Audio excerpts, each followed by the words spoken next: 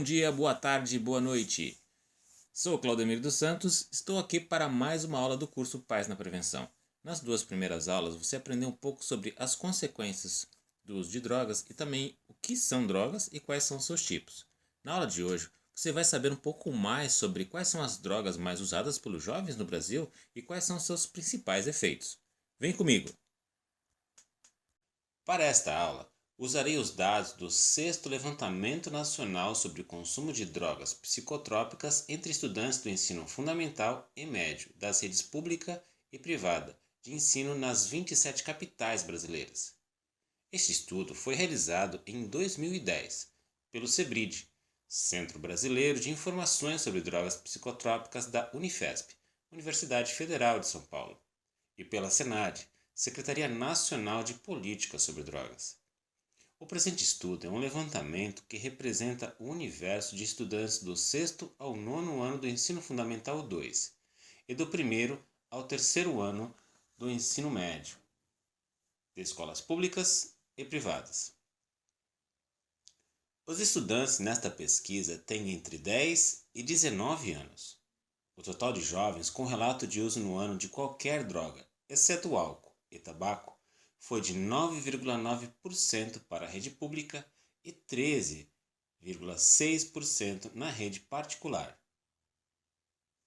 A droga mais utilizada no Brasil entre os estudantes são de longe as bebidas alcoólicas.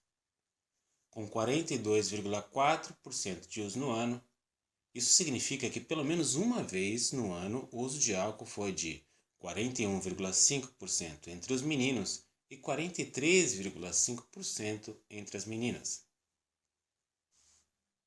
A ingestão de álcool provoca diversos efeitos que aparecem em duas fases distintas, uma estimulante e outra depressora.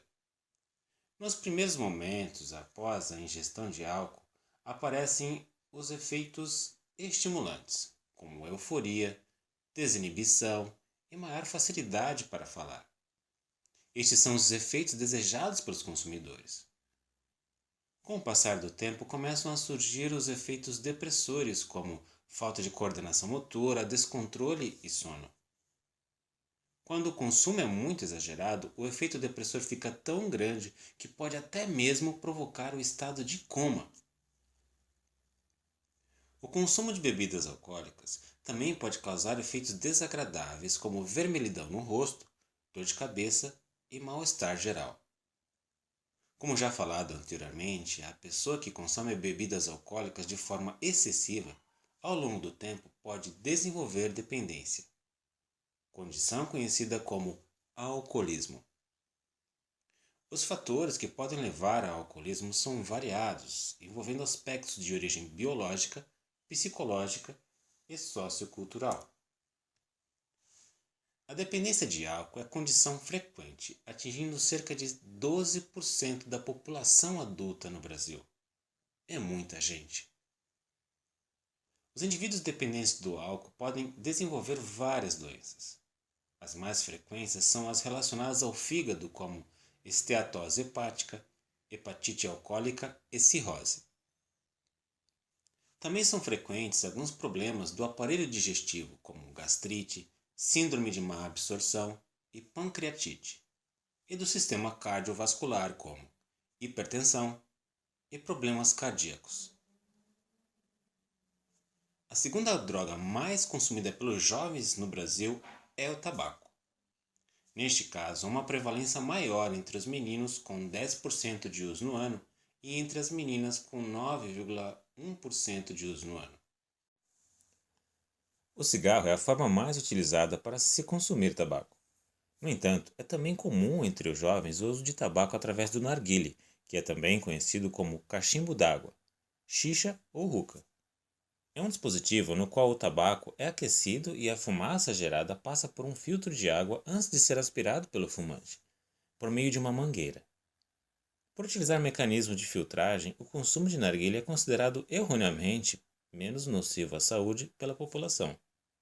Segundo a Organização Mundial de Saúde, a OMS, uma sessão de narguilé dura em média de 20 a 80 minutos, o que corresponde à exposição a todos os componentes tóxicos presentes na fumaça de 100 cigarros. Isto mesmo, 100 cigarros. Quando o fumante dá uma tragada, a nicotina é absorvida pelos pulmões, chegando ao cérebro aproximadamente em 9 segundos. Os principais efeitos da nicotina no sistema nervoso central são elevação leve no humor e diminuição do apetite. A nicotina é considerada um estimulante leve, apesar de um grande número de fumantes relatar sensação de relaxamento quando fumam. Essa sensação é provocada pela diminuição do tônus muscular. Essa substância, quando usada ao longo do tempo, pode provocar o desenvolvimento de tolerância, ou seja, a pessoa tende a consumir um número cada vez maior de cigarros para sentir os mesmos efeitos que, originalmente, eram produzidos por doses menores.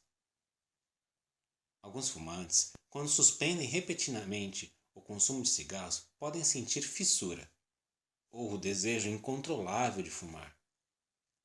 Alguns sintomas são irritabilidade, agitação, prisão de ventre, dificuldade de concentração, sudorese, tontura, insônia e dor de cabeça.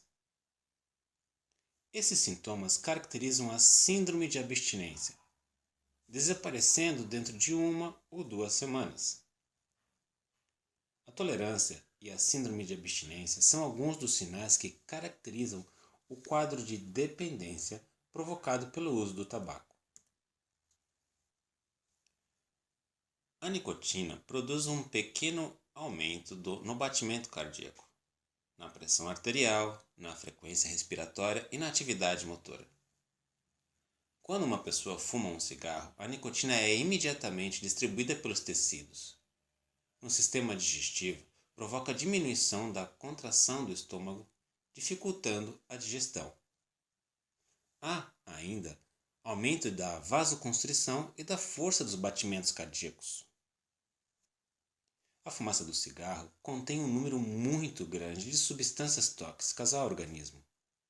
Entre as principais, citamos a nicotina, o monóxido de carbono e o alcatrão. O uso intenso e constante de cigarros aumenta a probabilidade de ocorrência de algumas doenças, como, por exemplo, a pneumonia, câncer de pulmão, laringe, faringe, esôfago, boca, etc. Infarto de miocárdio, bronquite crônica, enfisema pulmonar, derrame cerebral, úlcera digestiva, etc. Entre outros efeitos tóxicos provocados pela nicotina, podemos destacar ainda náuseas, dores abdominais, diarreia, vômitos, cefaleia, tontura, braquicardia e fraqueza. Os fumantes não são os únicos expostos à fumaça do cigarro, pois os não fumantes também são agredidos por ela, tornando-se fumantes passivos. Os poluentes do cigarro disparam-se pelo ambiente, fazendo com que os não fumantes próximos ou distantes dos fumantes inalem também as substâncias tóxicas. Estudos comprovam que filhos de pais fumantes apresentam incidência 3 vezes maior de infecções respiratórias como bronquite, pneumonia e sinusite, do que filhos de pais não fumantes.